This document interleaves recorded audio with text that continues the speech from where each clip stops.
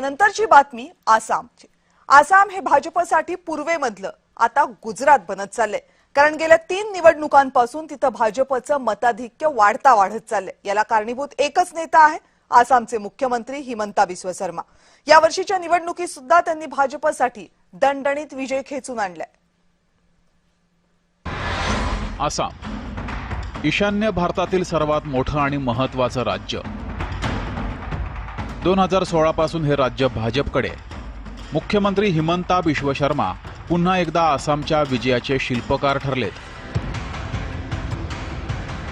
आधी काँग्रेसमध्ये असलेले हिमंता बिस्वा शर्मा गेल्या 10 वर्षांपासून मोदी आणि शहांचे लाडके नेते आहेत। याचं कारण आहे आसाम आणि एकंदर ईशान्येतील राजकारणावर त्यांची मजबूत पकड। विकास, हिंदुत्व, बांगलादेशी घुसखोरांविरोधात जोरदार कारवाई या 3 मुद्द्यांच्या जोरावर हिमंता पुन्हा एकदा मुख्यमंत्री बनण्यास सज्ज झालेत। यंदाच्या यशामागे नेमकी कारणं कोणती आहेत ती पाहूयात। ब्रह्मपुत्र नदीवर अनेक मोठे पूल, गुवाहाटीमध्ये अनेक उड्डाणपुलं बांधली आहेत। गेल्या 5 वर्षात पोलीस खातं अधिक सक्षम बनवलंय। अनेक बांगलादेशी घुसखोरांना परत पाठवलंय। 2023 मधील मतदारसंघ पुनर्रचनेमुळे मुस्लिम बहुल मतदारसंघांची संख्या घटली आहे। अप्पर आसाम जिल्ह्यांमध्ये अहोम समुदायाचं वर्चस्व कमी झालंय।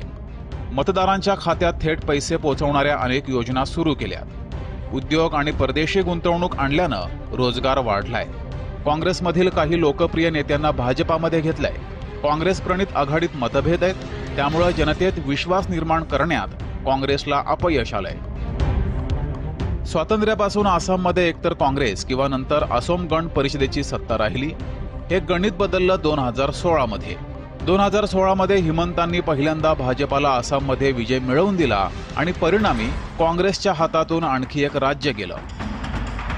2031 मध्ये जेव्हा त्यांचा कार्यकाळ संपेल तेव्हा ते अधिक ज्येष्ठ आणि ताकदवान बनलेले असतील यात शंका नाहीये।